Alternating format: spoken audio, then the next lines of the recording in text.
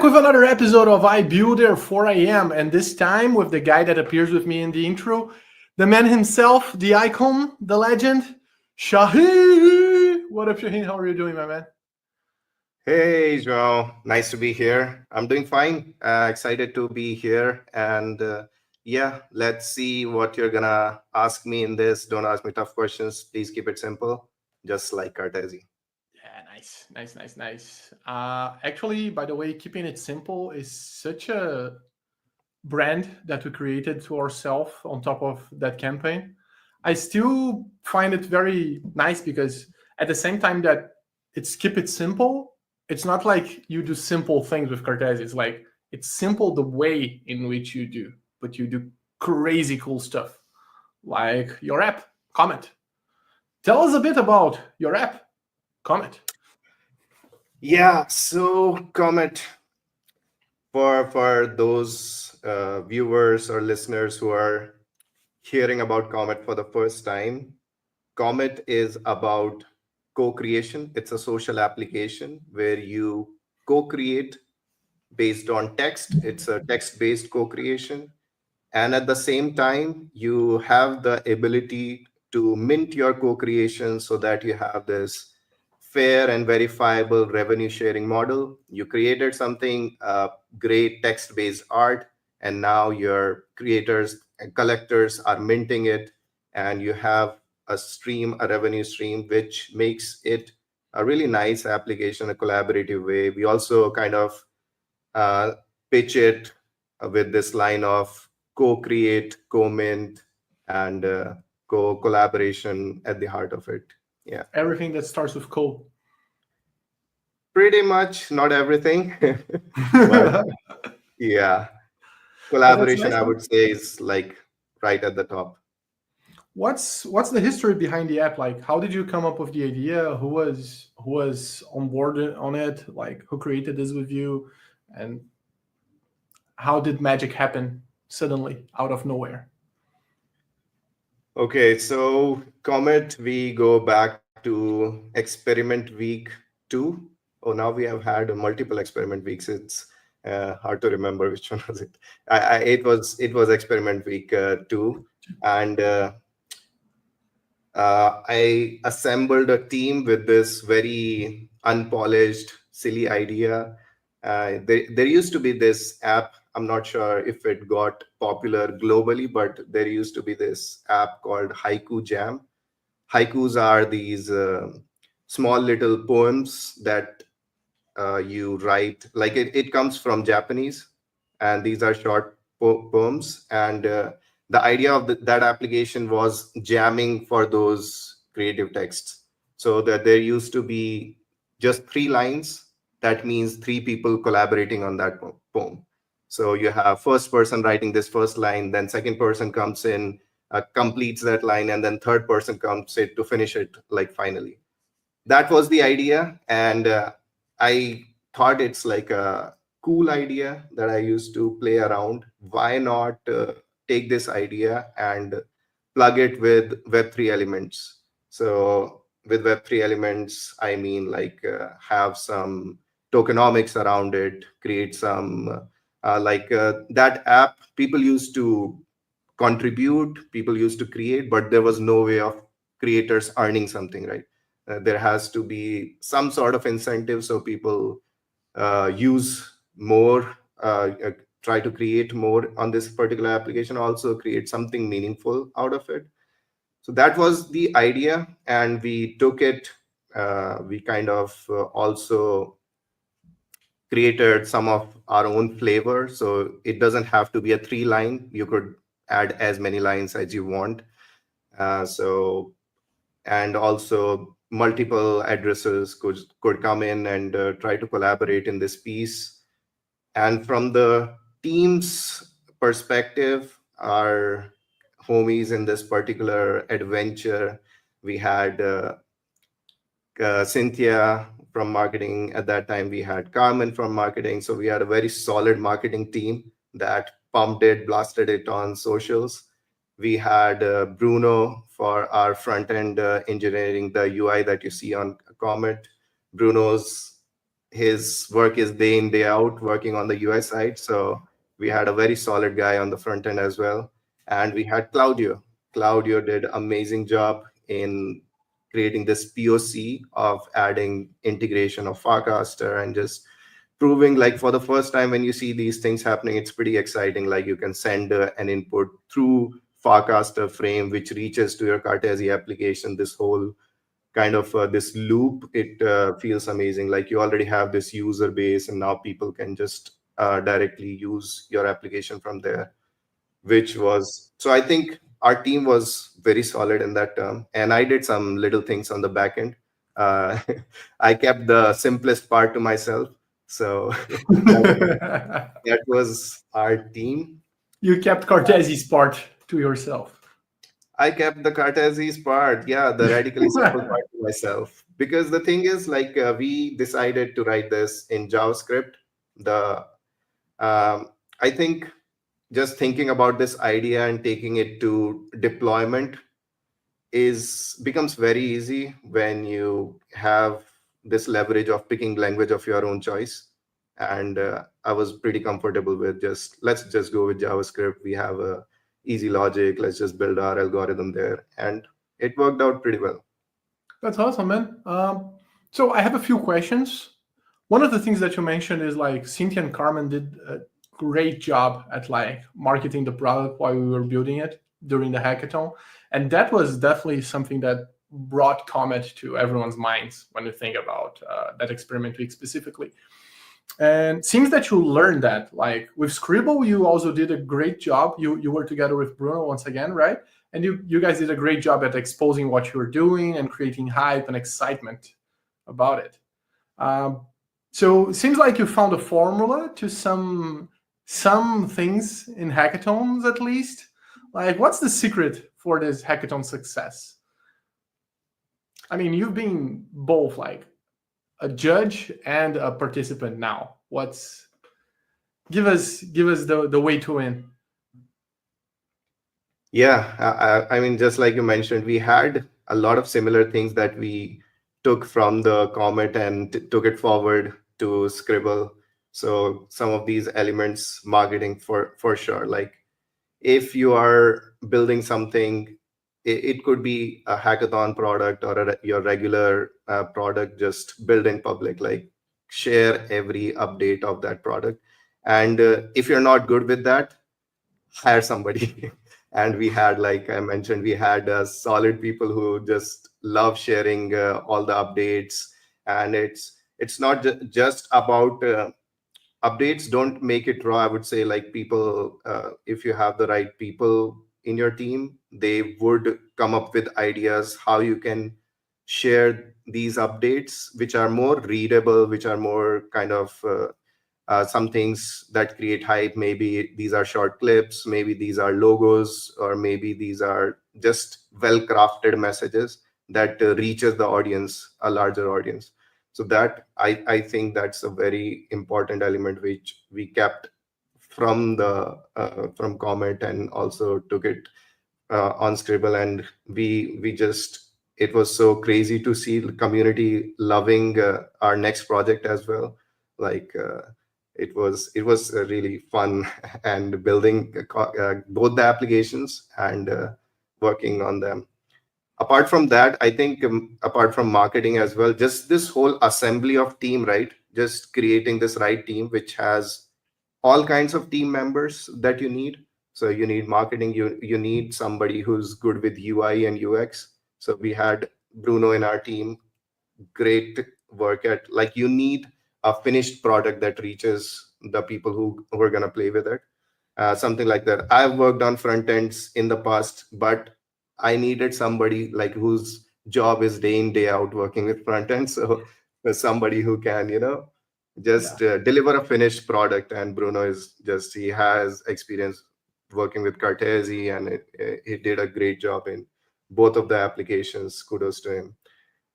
And yeah, then if you want to take these things to an extra mile, there comes, like, then it also depends on the time that you have in hackathons. You don't have a lot of time, but if you have a week-long hackathon, if you have an extra member who's who can pull these things off, I would say focus on something that hasn't been showed before, something like the integration that I mentioned on the Farcaster that we applied in Comet. So something like that, you're looking at it for the first time. It's a POC from this booming social platform. You have this integration which kind of connects Cartesi ecosystem to it. So think about these integrations that connect two major ecosystems. That I think that impresses judges. At least if I were a judge, I would be impressed by that. Sure. So these three things, I think that these are on top of my head. When you were a judge, you were impressed by that, I'd say. Yeah. I think so, yeah. So, to have a better grasp, and I have some technical questions that I want to throw at you, but I think before that, to better grasp, it would be cool to get a real understanding of the application. So we could go for a demo and an explanation of the architecture, so I can start throwing some more curveballs at you, I guess. What do you say? Sure, why not? Let's do it. Okay, so there we have it. All right. Yeah, so we have this V1 of Comet live. It's just you can go to comet.ing and it will work for you. Okay, let me just see. So yeah, this is our collaboration space. Basically, all the comments, or you can call them jams, text-based jams we have are listed here. And we have a leaderboard home as well, which where you can see all these jams that I just showed you. There are a few parameters on the basis of these parameters, which are contributors, number of mints, and this total earned ETH amount, we arrive at a score. And all of this score calculation, it happens inside Cartesi and it's all verifiable. So it's pretty cool to see how your Comet is rising in the leaderboard. And this, again, is like a collaboration space. You can create comments, you can write a name, give a price, the price on which the collectors are going to mint your comment, entries, number of entries, description. Is it going to be a poem? Is it going to be some kind of a story? Whatever it's going to be, you have to write your description and your first entry. How it's like about creating a culture within your particular jam. So what I'm going to show you is, let's pick a jam and we can contribute to it. Let me pick this Metaverse Moments. So you see, the title is Metaverse Moments. It tells you to describe your dream metaverse in a single poetic line. And we already have a couple of entries. Remember, you can only contribute once. So make sure it's really good. uh, do you have any suggestions, Joao? For Just, metaverse moments, yeah, oh just man, one it's line, how your dream metaverse would look like. a line of how my dream metaverse would look like. It's a world where I can change. It's a universe where I can change worlds at will, I would say. Change worlds at will. Yeah. A universe where I can change worlds at will. Yeah. At will of Joao. That's it? Yeah. That's how I feel. Cool. Changing So worlds what at I'm will. doing is, Rhyming so, like a, okay, I don't know. I'm signing I'm signing a message right now, which you might not see on the screen, but it's an EIP712 message. And I just sign it and I send this input to our backend. Our backend just adds this to this particular commit, appends this particular entry. It takes a couple of seconds. So if I try to refresh, and so as you can see, like if we go back, here we have total 10 entries. So this is going to be ready for minting when you have those 10 entries.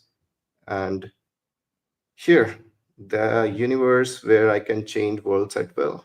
We Nice. just added our entry. That's pretty much it. On the demo side, you can create, you can append, and you can see your Comet rising on the leaderboard.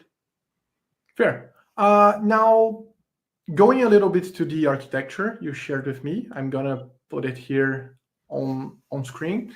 So you can explain me what's happening when you create a Comet specifically, right? Yeah, sure. So this is a very simple, again, a very simple diagram that we put together to understand this whole what's happening in the background. And starting from the user's perspective, so as you mentioned, creating a jam. So user, we call the creator of the jam. He creates a jam from the UI, and there are certain inputs that go through Espresso, and then there are certain inputs that go through our base layer Ethereum, L1 as we call it.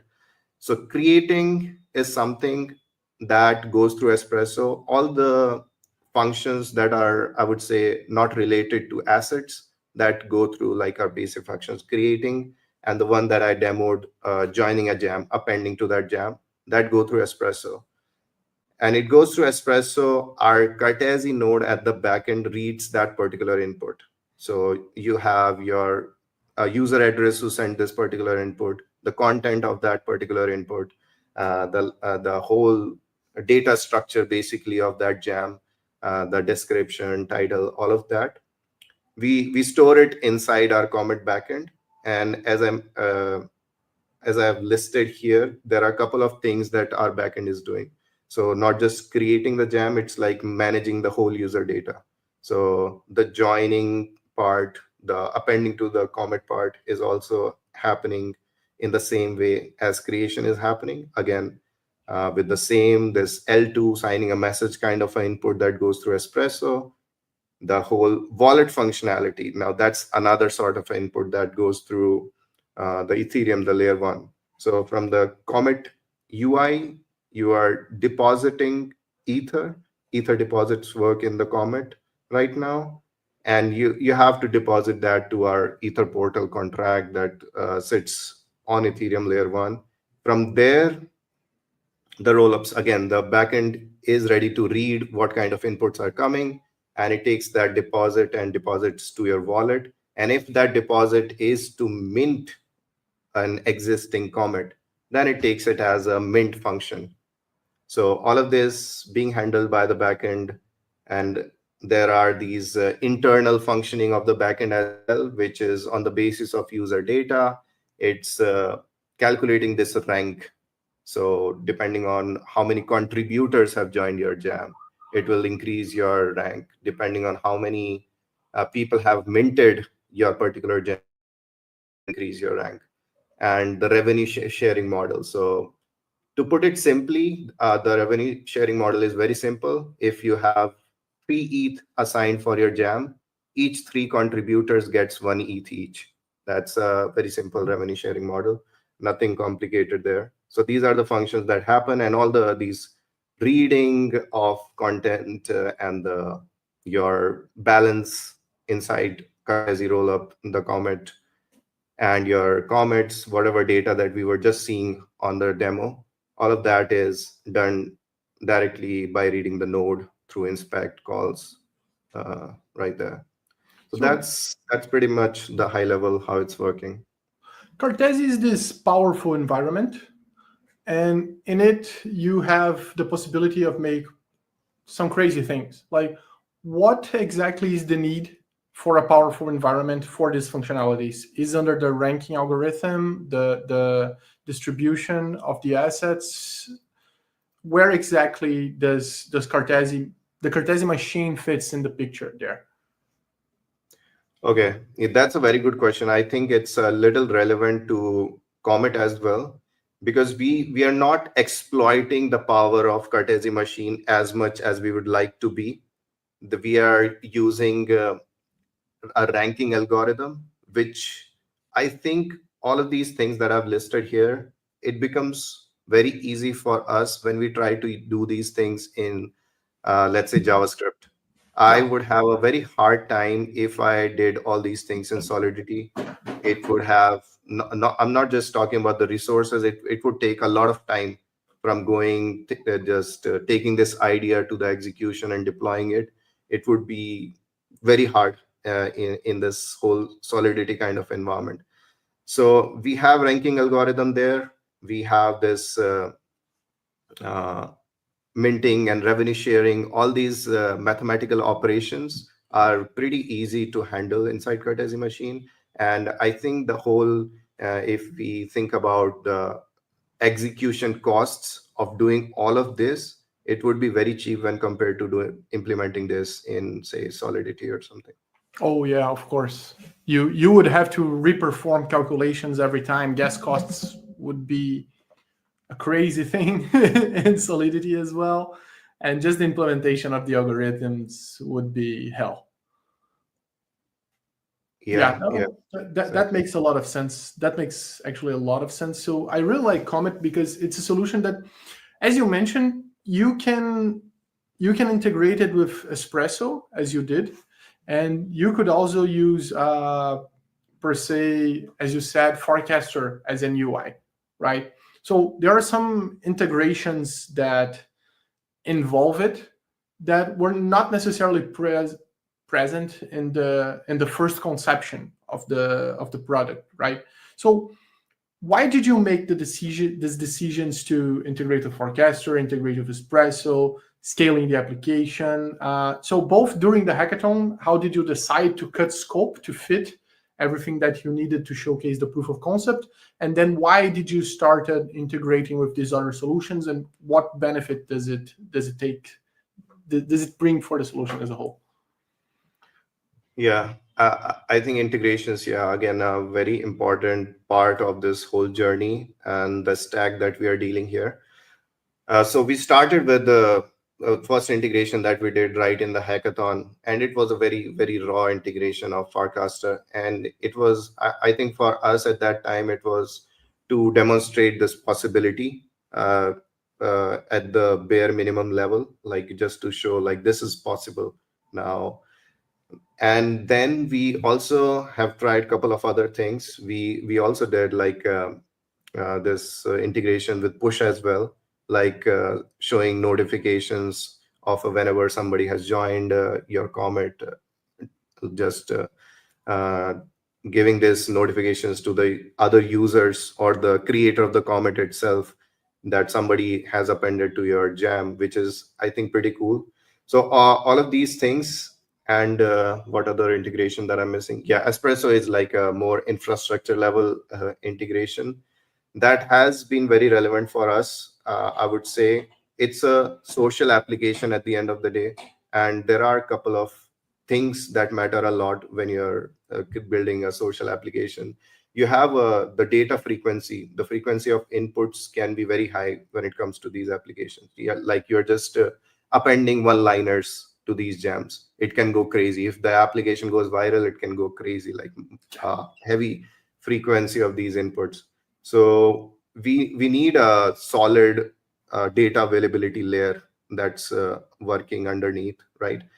We cannot go with Ethereum as our core data availability layer, like obvious reasons, higher costs, and it will be a little slower UX for the users if we go that path.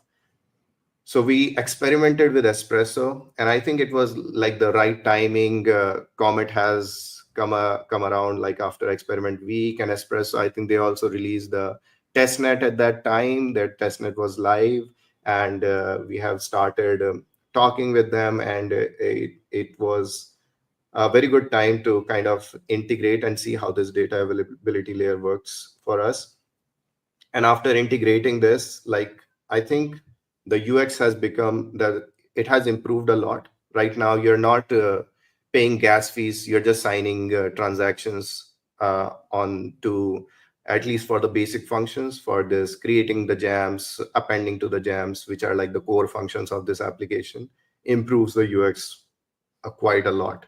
That's a great boost for us using something like Espresso. And we hope the time of transactions just improves from here. That would be really awesome for users to use. Apart from that, the integrations that I mentioned, we want to work more on that. They are like right now they're more in the POCs kind of a state. So the Farcaster integration, which is very relevant for anybody who's building a social application. If you could figure out a way to have some sort of link between your application from the Farcaster, where you have like millions of users already using that application. If you can put your application right there, I think that does like it gives a distribution channel for your social application. That's pretty cool. And again, the integration of push that we were talking about, having something like that gives this holistic experience, this comprehensive experience to your application, where you are like, we are very used to receiving notifications. Twitter, X, or maybe Instagram, like all the social applications are like notifications are fundamental to them. So it makes sense, and it's very relevant to something like Comet as well. So we would be keen to explore more on that side as well. Do you think that this is becoming a part? Because on Web2, at least these days, you are integrating so many tools and so many libraries whenever you're developing, right? To Web3, do you think this will be the end-all developer journey? Like you're gonna put lots of different protocols together to build something? Do you think we're gonna have something more monolithic that you just build there and you get all the advantages? How do you see this going forward? Okay, so at the core, like I don't very much, from a developer's POV, I don't very much believe in the monolithic idea. Like you cannot do everything with a single piece of like we call it a tech stack for some reason. Like there's a stack of doing things, right? It's not just one piece of tech that does everything for you. In a similar way, like I think we are still very early. We have been working in Web2 for decades now, and in Web3 we are like very early to see these whole landscape evolving.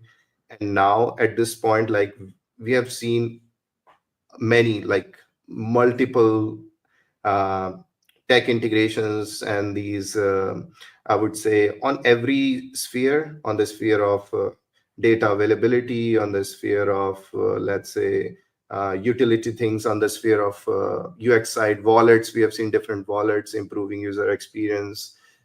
We have seen things like this push protocol, giving notifications, delivering notifications in a verifiable manner. We have also seen messaging via XMTP. There are different layers, but it doesn't mean that your application would need everything out there. But at the end of the day, if you are creating an application for the users, it would need at least the bare minimum stack, which doesn't like if you just pick Ethereum and Solidity, it wouldn't cut it. You would need more than that to make a good user experience and build a holistic app that you can take to production, I would say. How do you feel we are right now? I don't mean Cartesi, I mean Web3 as a whole, in terms of developer experience, developer journey, in the way that protocols are talking to each other, integrating with each other. Is it good, DevX, right now? Is it very raw? Like, I like to get people's perspectives on that. Oh yeah, I would like to share this. Recently, like a few weeks back, I think there's I'm forgetting the name on. There's this ex user, and she has a very great initiative of trying applications in Web3 and bringing her normies friends to try those applications. And Cynthia also helped us kind of push Scribble there, like try Scribble and see how the experience is. How is And this? man, that's when you realize like the whole application landscape is still very raw for the normies, the people who are still using or are used to using applications in Web 2. The taking the onboarding part is very raw right now. We don't have a wallet that works flawlessly. Like you don't have to learn everything about wallets when you are interacting with the application. There are ways you could abstract those things, but I still don't think they have gone viral. They have become very popular that every app is starting to use those abstractions. We're still, like, you would see applications asking you to sign in from wallets, still sticking to wallets, not going for like using your social logins. There's still very limited applications that let you do that. And going beyond that onboarding part, I think just the part of this protocols talking to each other, I would say from our experience as well, things are still, it still feels like we're still in, like, it's a work in progress. Like the integration, taking example, Comet as well. The integration that we have come up with, the Cartesi and the Espresso integration, how it works. There are some caveats to it. We can bypass those caveats, but it would be nice, like, if you don't have those caveats, Mm-hmm. right? So there are like the finalization time of things when you deposit something.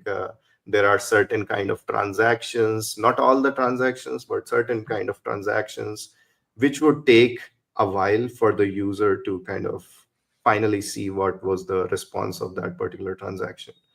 It's These kind kind of of like things, yeah. it's kind of like if we haven't even figured out a good user experience, which is for the end user yet, how can we even develop a good developer experience in some that is generalist, at least I say, like between protocols, right? Because each individual protocol might have an amazing DevX, but when you start integrating, that's when things start to get sketchy. Oh yeah, that's very right. I think it's also, like, it also shows how collaborative you are within the ecosystem. Like how projects, you can tell from the experience, projects which are developing their ecosystem in a bubble and projects which are more like developing in a collaborative manner. And I think if you would still take example of our own ecosystem, we have we have pretty good integrations. Just taking example of Espresso, there are caveats, but on the majority side of it, things work pretty smooth. And these are, we're talking about these two big ecosystems that it's not easy to, I think, collaborate within ecosystems. You don't have like full-time people. You have to allot people. You have to put a lot of effort, and this effort has to be from the both ecosystems to kind of work in a collaborative manner and design this whole dev journey which caters both tech. And it's very nice to see, like, Cartesi has Espresso documentation if somebody wants to build, and Espresso is also kind of including Cartesi, how to build Cartesi applications inside their documentation. So these kind of collaborative things, if we see more of this in the whole Web3 landscape, I think it will give us some good results in this whole. Because when I think of front end, like that's just me sharing my mind like crazy. But when I think about front end, for example, you go to I don't know, VM website, and they already tell you not just how to use VM, but how to use VM with Next.js specifically, or you go to Nest.js website and they tell you how to use Next.js with I don't know, another front end library that's very important, like an animation library or something. So this integration should be sponsored, I guess, in the sharing sense by the protocols themselves, which is nice. Does that make sense, or am I just? Yeah, it makes sense. Like, we are so much used to, I think, it's about creating standards. Like, if you see, Ethereum is like a well-established standard, a well-established layer one. So you would see more players, more ecosystems trying to have their dev journeys aligned to EVM rather than some other standard, which is pretty cool. But the problem is more like which are more, I would say, aspiring ecosystems or more ecosystem which are not yet, which have not become the standard yet.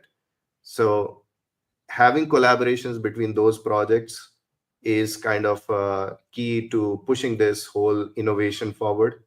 And if you have VMs like Cartesi, I think if somebody is looking beyond EVM and want to experience this whole expressivity of other VMs like Cartesi, having integrations and having your docs aligned with that would help developers a lot. And at the end of the day, we want to help developers, not our own not our own infra, right? We want to have applications on top of our infra.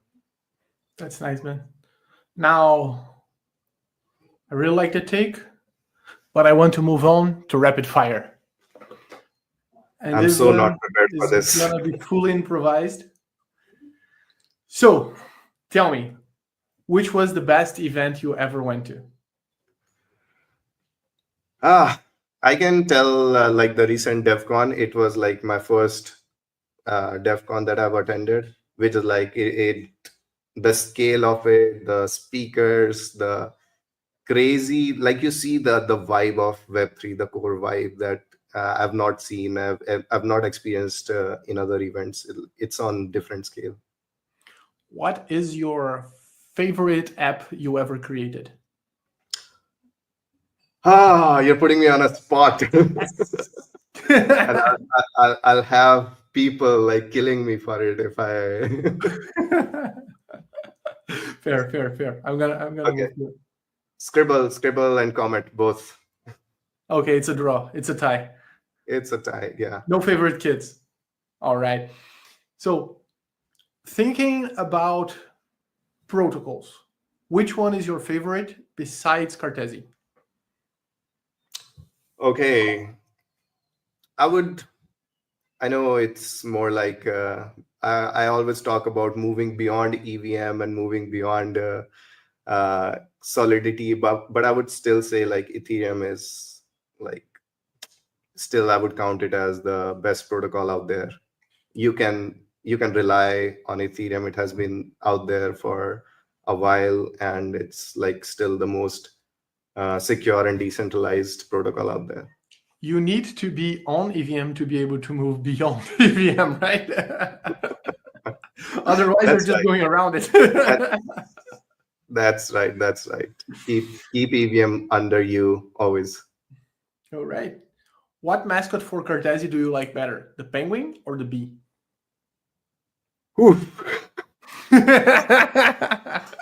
I like the image Carlo shared, like the penguin riding the bee. I think it makes sense. All right. This mascot of combining both. Yeah, it's because it's Linux on top of the best environment possible. So it's them working together, right? Exactly. It's meant to be together. It's not, you cannot see two like separately. Okay, cool. Now, what about who's a person in the environment that is not Vitalik that you like to follow and you think people should follow? Okay. Can I say like in general, or do you want like a Web3 specific? Can be general. Okay, I like the work of people who do like indie hacking, developing apps on their weekends, doing vibe coding and shipping applications.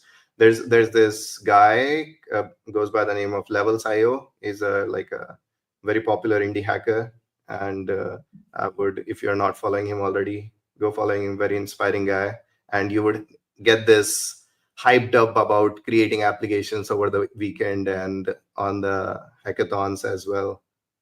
That's nice. What's more hype for Web3? Games, AI, or DeFi? Okay, right now, it's AI for sure. Right now, I think AI has a lot to offer. It's a huge area that crypto and Web3 can tap in general, like multiple avenues. You can have verifiable AI, you can have AI agents running inside these environments. and you can just have a coordination layer on top of something like Ethereum to have provability of these AI systems. So yeah, AI, I think that's an easy That one. covers it. And is AI the thing that hypes you specifically the most? For sure, that's why we created Scribble. That's nice, man. Because it is kind of a game as well, you know, Scribble. So it puts both pillars together. Yeah, but that's another secret that I didn't share with you about the hackathon success. Like, if you are in an ecosystem where most of the people are creating games, don't just create a game. Fair. Create something that people would Yeah, find something different, something creative. So you would have your own space, and yeah. fair. Now, moving away a little bit from the rapid fire, going back to serious questions. I'm not gonna put you on the spot anymore because I did that a lot. My next question was going to be who's your favorite teammate in DevEd, but I'm not gonna go there. But that would be a hard one. But but seriously, what is the long-term plan for Comet? Like, where do you want to get with it? Okay, so I don't think like we have put a very elaborated thought on like a very long term plan. We were more into taking baby steps into the integrations, see how things work, doing things more in an experimental way, how the community reacts to it. So from that perspective, a few things that are on top of my head would be like improving UX as much as we can. That's what matters for a social application like Comet. Like reduce any sort of friction that is there to make you kind of play around, experiment with the application. So those things, in doing so, like we can do multiple things. We can have like right now the asset that's used is ether in the application. If you're somebody who has a lot of ERC20 tokens, any particular ERC20 token, and which is also like widely popular out there, so we would love to give you these kind of options so you're not restricted into sort of using the application. That would be, I think, a good addition. Something more on improving basic UI things so that you have more fun while playing the application.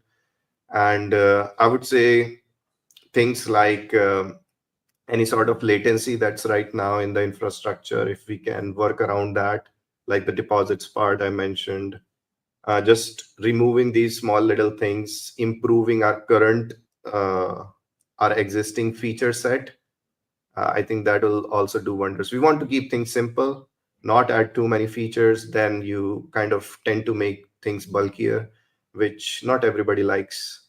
So it should be inclusive, simple at the end of the day. You also created content on top of Comet, right? Like tutorials, videos. What's the value that you think this kind of content brings to the public in general, to the developer in general? How does that fit into the developer journey? Not necessarily specifically Comet, but like this kind of tutorial. Okay, yeah.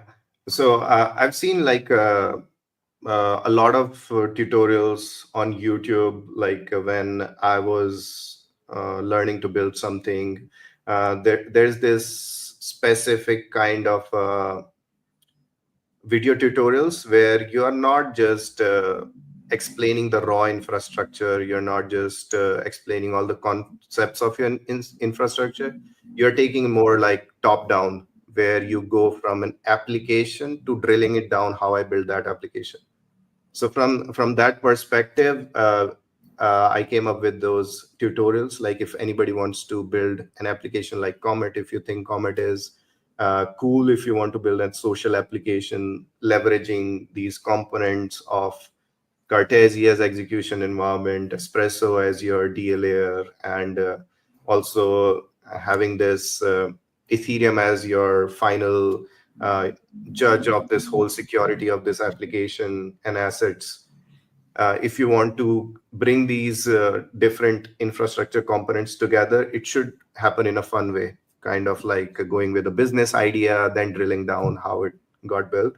So we have already a couple of episodes already released. Like if somebody wants to follow and build an application like Comet, like you can follow my socials. I have released the tutorials on X, and I hope people like it. It's a very end-to-end kind of a comprehensive journey, and it doesn't take much of your time. It's not like 3 hours or 4 hours long of a journey.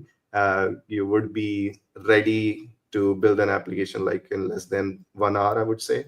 Doesn't go too much in depth on the concepts, because I think it's more exciting to deploy an application rather than going deep and learning those small little concepts, technical concepts. So first have the fun, then understand how things are moving.